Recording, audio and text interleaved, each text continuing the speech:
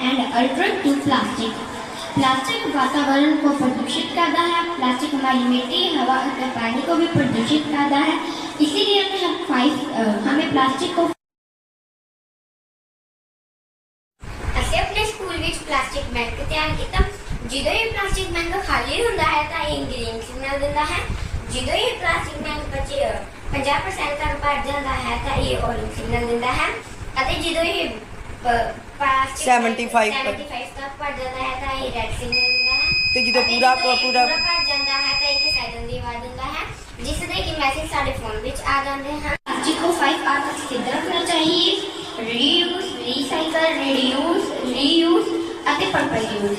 हमने अपने स्कूल में भी कुछ प्लास्टिक को कलेक्ट किया, जैसे कि हमने वेस्ट बोतलों से डस्टबिन तैयार किए, पेन होल्डर एंड वेस्ट बोतलों से steam inhaler, vacuum cleaner, pen holder and hand wash तैयार किए।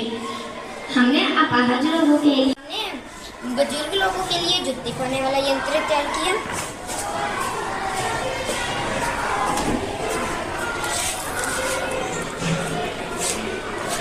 और अपाहज मजदूर जो काफूस वाली छांव में काम करते हैं, उनको सांप या रेंगन वाले जीवों से खतरा हो सकता है। उनके लिए ये स्टिक तैयार की, इससे वॉल्यूम से सांप या रेंगने वाले जीव भाग जाएंगे। ऐसे ब्लाइंड लोगों ने वेस्ट प्लास्टिक पाइप तो एक स्टिक तैयार की थी। ये 50 मीटर की दूरी तो पहला ही दस देगा कि ये कोई चीज है। अति ब्लाइंड लोग किसी भी दुर्घटना तो बच सकते हैं। हम वैक्यूम क्लीनर तैयार किया।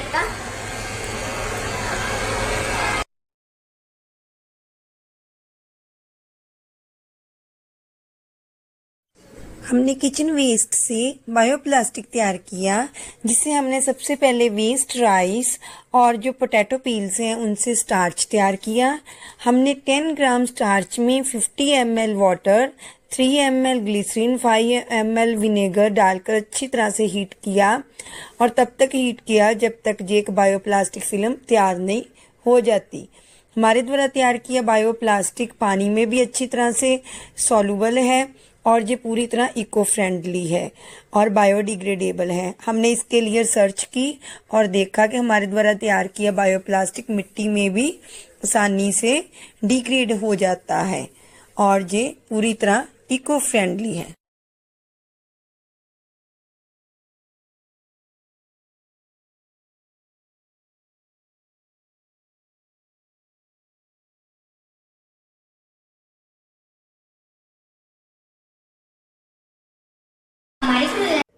हमने अपने द्वारा तैयार किए बायोप्लास्टिक की क्रेडिबिलिटी चेक करने के लिए डिफरेंट एक्सपेरिमेंट किए। इसके लिए सबसे पहले हमने बायोडिग्रेडेबिलिटी एक टेस्ट किया, जिसके लिए हमने 8 ग्राम पॉलीथीन, 8 ग्राम बायोप्लास्टिक और 8 ग्राम पेपर को एक जैसी मिट्टी में एक जैसी डेप्थ में डिफरेंट जो पॉट्स उसमें दबा दिया।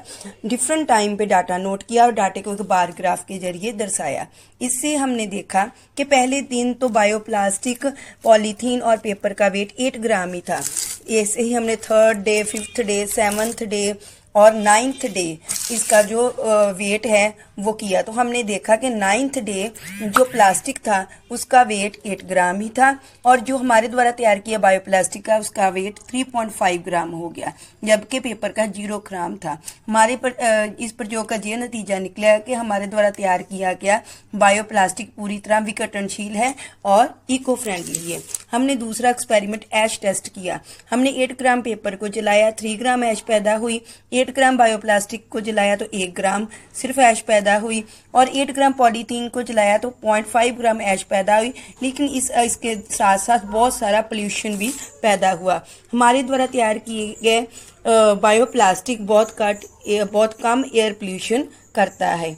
ऐसे ही हमने अपने द्वारा तैयार किए बायोप्लास्टिक को पानी में भी डिसॉल्व करके देखा, तो हमने देखा कि ये पानी में भी पूरी तरह बायोडिग्रेडेबल है और ये पोल्यूशन भी नहीं करता। इसके लिए हमने TDS चेक किया। पहले TDS चेक किया वाटर का और बाद में जो प्लास्टिक है उसके डिसॉल्व होने के बाद भी TDS चेक किया, तो देखा कि ये पानी का भी पोल्यूशन बहुत कम करता है। हमने अपने द्वारा तैयार किए गए सभी प्रोडक्ट्स को लोगों को दिया। ऐसे ही हमने एक